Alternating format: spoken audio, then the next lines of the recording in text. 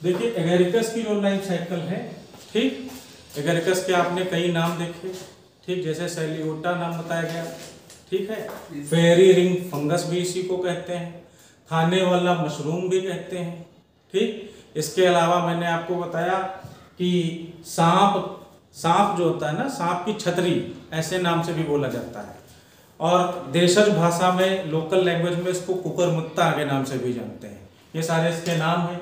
Saprophytic fungi है, ठीक है, सड़ती गलती मृत जीवों के ऊपर ये ग्रो करता है। एगेरिकस की जो बहुत सारी प्रजातियां हैं उसमें से बिस्पोरस खाई जाने वाली प्रजाति है, जिसको खाया जाता है, ठीक है, बाकी को खाया नहीं जाता है।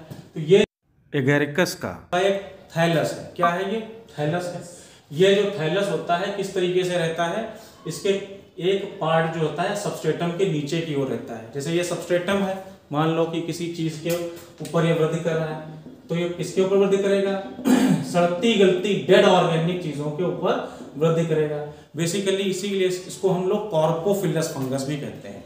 कॉर्पोफिलस फंगस का मतलब जो मल इत्यादि में वृद्धि करे। किस पे वृद्धि करे? मल इत्यादि पे वृद्धि करता है, उसको कॉर्पोफिलस फंगस कहते हैं। तो ये हमारा उस तरीके का फंगस है। तो कुछ माइसीलियम इसका ऐसा होता है जो राइजोइड के तरीके से वर्क करता है, न्यूट्रिशन को ऊपर अपटेक कराता है, ऊपर की ओर भेजता है, ठीक। अच्छा, इसकी जो स्ट्रक्चर है ये, इसको हम बेसिडियोकार्प कहते हैं। क्या कहते हैं? बेसिडियोकार्प। ये इस माइसीलियम की फ्रूटिंग बॉडी है। क्या है? Fruiting body. ये इसके दो इंपॉर्टेंट पार्ट आप लोग बताओगे। एक पार्ट क्या बताओगे? नीचे से जो स्टेम्स के जैसा नजर आ रहा है तुमको, उसको कहोगे स्टार। और इसका दूसरा नाम क्या है आपका? स्टाइप। इसको जो है दूसरा नाम क्या है? स्टाइप भी कहलाता है। इसके ऊपर की तरफ जो है आपको ये राउंड सर्कुलर स्ट्रक्चर जो नजर आती है, इसको हम लोग क्या कहते हैं? पाइलस कहते हैं। क्या कहते हैं? पाइलस कहते हैं। पाइलस जो है छतरी के नुमा संरचना है, ठीक है। और इसके नीचे आपको थोड़ा सा और एक स्वोलन स्ट्रक्चर नजर आती है, फूली हुई संरचना नजर आती है, जिसको हम कहते हैं एनुलस ऑफ वेलम। क्या कहते हैं? Annulus of velum. अब जैसे जैसे ये मैच्योर हो जाता है तो आपको एक लैब में प्रैक्टिकल भी करने के लिए दिया जाता है, ठीक है। उसमें क्या करना होता है कि इसके कटिंग करने होते हैं, सेक्शन कटिंग करनी होती है। तो आप जब इस पाइलस की कटिंग करते हो तो आपको ये पार्ट पाइलस वाला और जो ये गिल्स हैं ये नजर आती हैं। गिल्स किस तरीके से लगी होती हैं? ये जो गिल्स हैं ये यहां से यानी पेरिफेरी यानी परिधि की ओर की तरफ से उत्पन्न होती हैं और ये इधर आती हुई मिलती हुई हमको नजदीक में प्रतीत होती हैं। ऐसा लगता है कि ये सारी गिल्स जो हैं ये इस टाइप की तरफ आ रही हैं, ठीक है। इस तरीके से ये जो गिल्स हैं ये नीचे लटकती हुई संरचनाएं होती हैं। तो ये जो चीज है ये क्या है? ये सब हमारी हैं गिल्स, ठीक है। ये क्या रहेंगी? गिल्स रहेंगी। ये गिल्स जो है हैंगिंग स्ट्रक्चर्स रहती हैं। बेसिकली ये यूनिसेलुलर इस तरीके के जो है सेल्स हैं जो कि नीचे की ओर हैंगिंग हमको नजर आते हैं, गिल्स रहेंगी। अब इसको जो है थोड़ा अगर हम लोग और ज्यादा मैग्नीफाई करें, ठीक है, माइक्रोस्कोपिक वर्जन में जाते हैं तो हमको कुछ इसमें लेयर्स नजर आती हैं। सबसे पहली लेयर हमारी क्या कहलाएगी? हाइमेनियम कहलाएगी। क्या कहलाएगी? हाइमेनियम। उसके नीचे मतलब beneath of the hymenium there is another layer which is called as sub hymenium.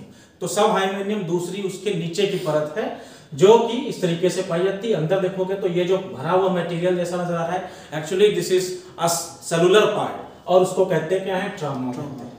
अब देखिए इसको थोड़ा सा हमने माइक्रोस्कोपिक विजन दिखाया है, सेल्स को थोड़ा सा मैग्नीफाई करके दिखाया। तो जो ये ट्रामा है यहाँ पे है ना, तो ये ट्रामा यहाँ पे नजर आ रहा है, ये सारी सेल्स हैं हमारी, ये ट्रामा है। इसके ऊपर थोड़ा सा जो ये हमने रेड कलर का पोर्शन बनाया है, तो ये जो रेड रेड है ये सब हाइमेनियम, यहाँ भी मैंने सब हाइमेनियम लिखा है।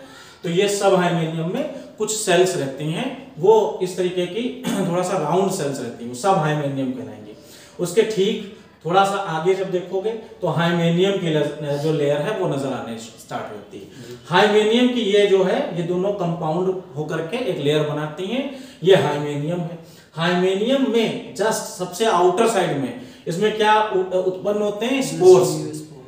इसी में स्पोर्स जो है बॉर्न होंगे, इसी के ऊपर निकलेंगे, उत्पन्न होंगे और इन स्पोर्स को हम लोग क्या कहेंगे? बेसिडियोस्पोर्स। क्या कहेंगे? Basidiospores. So basically this will be basidium. इसको क्या कहेंगे? बेसिडियम। इसके पीछे जो संरचना होगी वो बेसिडियम कहलाएगी, जिसमें क्या बनेंगे? बेसिडियोस्पोर बनेंगे। अब ये बेसिडियोस्पोर्स यहाँ से झड़ते रहते हैं, इसी गिल्स से ये नीचे की ओर झड़ते हैं। यहाँ से क्या होंगे? ये जो बेसिडियोस्पोर आपके बन रहे हैं ये झड़ रहे हैं। ऐसे ऐसे यहाँ से झपकते रहते हैं, ठीक है। यानी इस गिल्स के थ्रू क्या झपकते हैं, यहाँ से आपके ये स्पोर्स झपकते रहते हैं। ये बेसिडियोस्पोर्स यहाँ पे आपको एक बड़ा करके दिखाया गया है। सूटेबल जब उसको कंडीशन मिलती है, सूटेबल कंडीशन मिलने पर ये स्पोर जो है जर्मिनेट करता है, ठीक, जर्मिनेट करेगा। अब जर्मिनेट होने से जैसे मान लीजिए यहाँ से जर्मिनेशन हुआ, तो एक बेसिडियोस्पोर मान लो हमने थोड़ा सा ग्रीन कलर से बनाया है ताकि आप समझ पाओ। तो इसके जर्मिनेशन से ये इस तरीके का एक माइसीलिया बना। माइसीलिया में केवल एक तरीके का न्यूक्लियस है, ठीक है, केवल एक तरीके का न्यूक्लियस मैंने व्हाइट व्हाइट बना रखे हैं यहाँ पे। तो ये जो है प्लस स्ट्रेन को रिप्रेजेंट करेगा। किसको रिप्रेजेंट करेगा, पॉजिटिव स्ट्रेन या एक को प्लस मान लो। इसी तरीके से कोई और जो है स्पोर यहाँ से डेवलप हुआ होगा, मान लो एक और स्पोर यहाँ पे है और वो स्पोर इस तरीके से डेवलप होता है, तो उससे जो भी एक माइसीलियम बनता है, मान लो ये वाला बनता है, ठीक है। तो जब इस तरीके से बनता है तो ये दूसरा माइसीलियम है, उसको हमने उसका साइटोप्लाज्म मैंने रेड कर दिया है आपको समझने के लिए केवल, ठीक है। यहाँ पे कलरेशन नहीं होता है, कोई कलर नहीं होते हैं, क्योंकि इसमें कोई ऐसा पिगमेंटेशन नहीं पाया जाता है। तो यहाँ पे ये जो दूसरा पार्ट नजर आ रहा है ये माइनस स्ट्रेन कहलाएगा, और ये प्लस माइनस स्ट्रेन कैसे है, मोनोकैरियोटिक माइसीलियम है। कैसे है हमारे, ये मोनोकैरियोटिक है। देखो इसमें एक केंद्रक है तो मोनो बोलोगे, और कैरियन माने न्यूक्लियस, तो मोनोकैरियोटिक ये क्या हुई हमारी हाइफी हो गई, ठीक है, मोनोकैरियोटिक हाइफी, ये वाली है ना हाइफा, ये दोनों हाइफी हैं, एक हाइफा। अब जो है ये आपस में जब फ्यूज हो जाते हैं प्लस माइनस, तो इस प्रोसेस को हम लोग कहते हैं डिप्लोडाइजेशन। क्या बोलते हैं, डिप्लोडाइजेशन, या इसी का एक और नाम होता है डाइकैरियोटाइजेशन।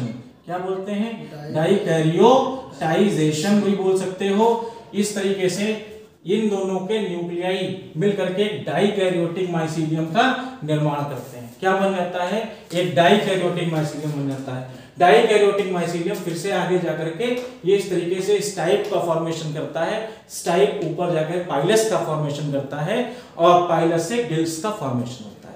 पाइलस से किसका फॉर्मेशन होता है, गिल्स का। गिल्स से फिर से क्या निकलेंगे, स्पोर्स निकलेंगे। कौन से स्पोर्स निकलेंगे, बेसिडियोस्पोर्स।